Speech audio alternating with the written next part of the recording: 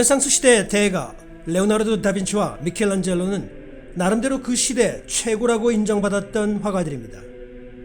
하지만 그들은 서로 간에 치열한 라이벌이자 경쟁자로도 잘 알려져 있습니다. 자, 그렇다면 레오나르도 다빈치와 미켈란젤로는 어떤 사람들이었는지 먼저 짧게나마 알아보고 가겠습니다. 우선 미켈란젤로 부오나로티, 우리가 아는 미켈란젤로입니다. 미켈란젤로는 1475년 3월 6일 이탈리아 투스카니 지방의 작은 도시 카프라시에서 태어났습니다. 그는 대대로 작은 은행을 경영하던 집안에서 태어났는데요. 아버지인 루도비코가 잠시 피렌체 도시국가의 관리가 된 시기에 태어났습니다. 다빈치에 비한다면 나름 부유하고 뼈대 있는 중산층 가문에서 자랐습니다. 물론 어린 시절 그의 부모는 그가 법률가나 행정가가 되길 바랬는데요. 미켈란젤로는 미술에 오히려 더 빠져 있었습니다. 이로 인해 그는 어린 시절 학교도 자주 빠지고 교회에 가서 그가 좋아하는 많은 성화를 감상하곤 했습니다. 그러니 당연히 어린 시절부터 부모에게 꾸중을 자주 들었던 건 당연한 일이겠죠. 하지만 당시 피렌체의 최고 권력자인 메디치 가문이 그의 소질을 알아차리고 그의 부모에게 미켈란젤로를 미술을 하도록 권유하게 됩니다.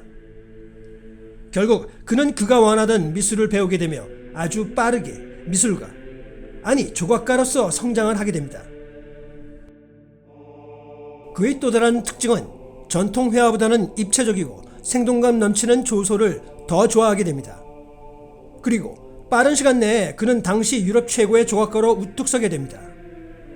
이에 비해 그보다 23살이나 많은 레오나르도 다빈치는 1452년 역시 같은 투스카니 지방의 빈치라는 작은 마을에서 태어났습니다. 변호사였던 아버지와 가난한 농민의 딸이었던 어머니 사이에서 혼외 자식으로 태어났지만 숙부의 보살핌으로 아버지와 살게 됩니다. 하지만 가난함과 정식 교육을 받을 수 있는 환경이 아닌 다빈치는 이른 나이에 화가의 견습생으로 취직을 하게 됩니다. 이런 환경적인 측면에서부터 미켈란젤로와 다빈치는 많은 격차가 났었던 것이 사실입니다. 그렇다면 이 두 사람의 성격과 가치관은 어떠했나요? 우선 다빈치는 호기심과 상상력이 뛰어났다고 합니다.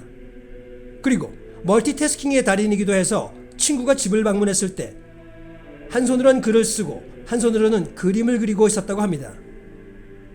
사실 레오나르도 다빈치 본인은 라파엘로의 존경심이나 미켈란젤로의 경쟁의식에 대해 초탈한 성인군자는 절대 아니고 상당히 까칠하고 유치해 보이기까지 한 독설가였습니다.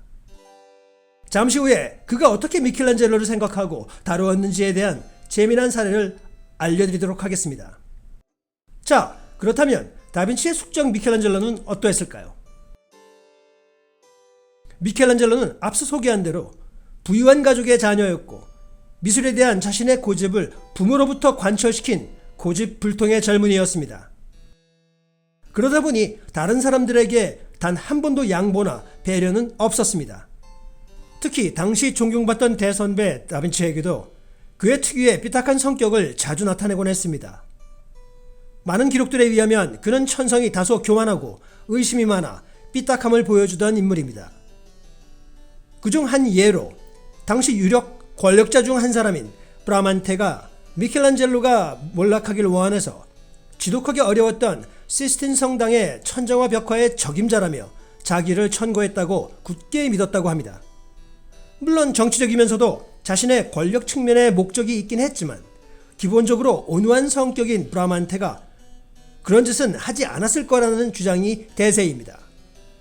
다빈치가 악사들을 데려와 음악을 들으며 아름다운 옷을 입고 우아하게 그림을 그리던 상류사회 화가였다면 미켈란젤로는 지나칠 정도로 자신이 사랑하는 조소에 대한 병적 집착을 보였습니다.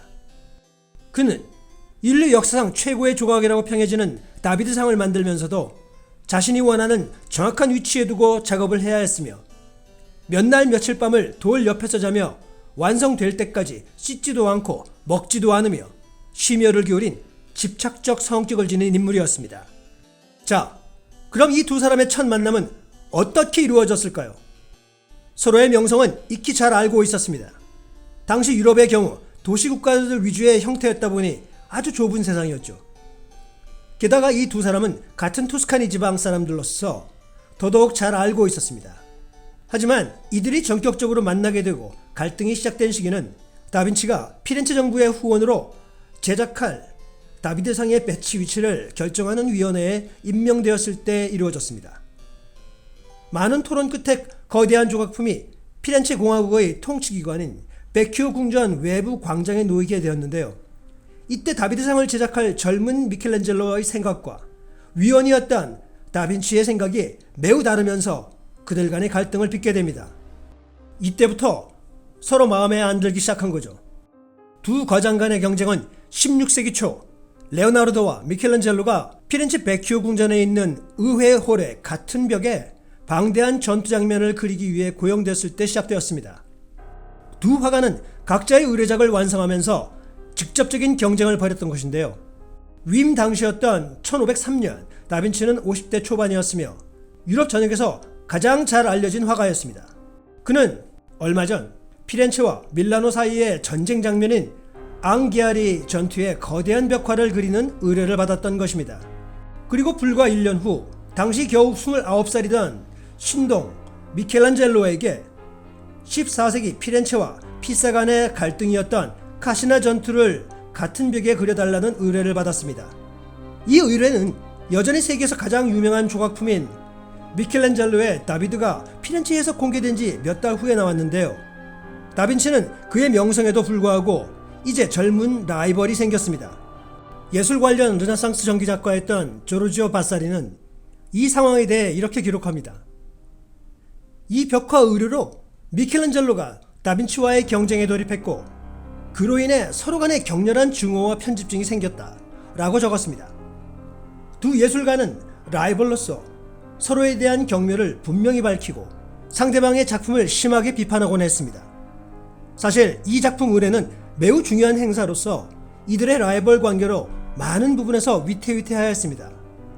이 작품 의뢰는 1494년 피렌체의 막강한 통치자였던 메디치가 추방된 후에 새로 형성된 피렌체 공화국을 기념하는 행사였고 비로소 도시의 자유를 맞이함을 기념하는 애국적인 걸작이 필요했던 것입니다. 하지만 불행히도 두 사람 모두 자신의 페인팅을 완성하지는 못했는데요. 여러분들도 아시다시피 다빈치는 미완성 작가로 이미 널리 알려져 있었고 이미 이 커미션이 미완성으로 남기는 방식의 유행의 시작이기도 했습니다. 다빈치는 이 그림에서 좀 더 쉽게 벽의 위아래를 오르내릴 수 있게 하는 기계의 개발 덕분에 미켈란젤로보다 더 많이 작업을 할 수 있었습니다. 다빈치는 또한 전통 프레스코 재료 대신 유화 물감을 사용하여 새로운 실험에 도전하기도 했는데요. 하지만 결과는 안 좋았습니다. 그의 특이한 유화 물감으로 벽에 그린 실험은 결과적으로는 더 빠르게 그림이 손상되게 하였습니다. 한편 미켈란젤로는 그의 완벽주의 성격 탓에 드로잉 단계를 벗어나지 못하였습니다. 물론 그의 드로잉 자체는 대중에게 높이 평가받기는 했습니다. 그는 인간과 동물의 몸이 전쟁의 공포를 완전히 포착하는 끔찍한 얽힘을 보여주는 놀라운 디테일의 풀사이즈 스케치를 그렸습니다. 그는 사람과 동물이 끔찍하게 서로 엉켜 울부짖는 전쟁의 참사를 초대형 드로잉에 아주 섬세한 디테일로 표현하였습니다. 그래도 미켈란젤로의 그림과는 달리 다빈치의 그림은 벽에 완성되기는 하였습니다. 그리고 얼마 지나지 않아서 다빈치의 벽화는 다시 다른 그림으로 덮여버리게 되었는데요. 이것은 바로 1530년 이후 피렌체의 공화주의는 급격히 소멸돼서 이때 베큐오 팔라조는 메디치가의 궁전이 되었습니다. 그리고 의사당은 공화주의를 핍박하기 위해 새롭게 다른 그림으로 단장되어 버렸습니다.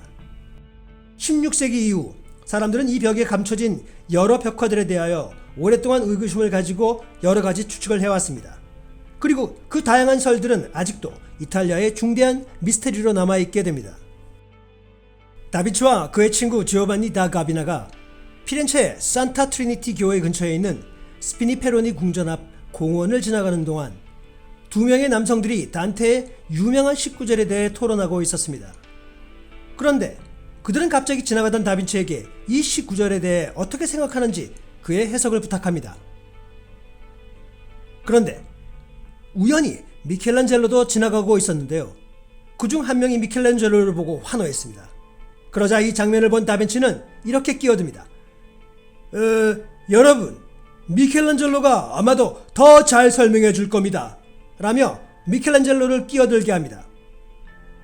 미켈란젤로는 다빈치가 그를 덫에 걸리게 한 것으로 생각하여 이렇게 대답하였습니다. 아니요, 청동으로 말을 디자인해야 하는데 제대로 만들지도 못하여 창피하게 실패했던 당신이야말로 이런 걸 잘 설명할 것 같은데요? 라며 빈정댑니다. 그렇게 말하곤 그는 등을 돌려 유유히 가버립니다. 다빈치는 이 말에 얼굴이 빨개지며 그 자리에서 얼어버립니다. 그런데 마지막으로 라이벌을 더 모욕하기 위해 미켈란젤로는 다시 외쳤습니다. 그리고 내 생각에는 거세된 밀라노 수탉들만이 당신을 추앙한다고 생각합니다. 이렇듯 당시 도시국가였던 이탈리아에서 밀라노와 피렌체인들 간의 역사적 앙금이 컸고 이들은 그 지역에서 종속되어 있다 보니 이런 치욕적인 사건들도 자주 발생하곤 했죠. 여기서 등장하는 디 가비나는 레오나르도의 동반자로서 거의 알려지지 않은 화가였습니다. 그리고 이 사건이 있었던 폰테 산타 트리니타 근처에 있는 웅장한 스피니 페로니 궁전은 현재는 명품 의류 신발사 페리가모의 창업자였던 살바토르 페리가모를 위한 패션 박물관으로 변신했습니다. 자, 이렇듯 르네상스의 두 거장은 치열하게도 경계하고 싸웠지만 사실 이 관계 또한 르네상스의 미술사를 다양하면서도 화려하게 발전시키는 계기를 만들었다고 볼 수 있습니다. 만약 이 두 사람이 사이좋게 같은 화풍과 생각을 가지고 서로 동경하다 못해 서로를 따라하려 했다면 지금 우리가 볼 수 있는 르네상스의 화려함과 찬란함은 불가능했을 것이라고 생각합니다. 오늘 내용이 좋으셨다면 구독과 좋아요 그리고 알람 설정 부탁드릴게요. 다음번에 더 좋은 영상으로 찾아뵙겠습니다. 안녕!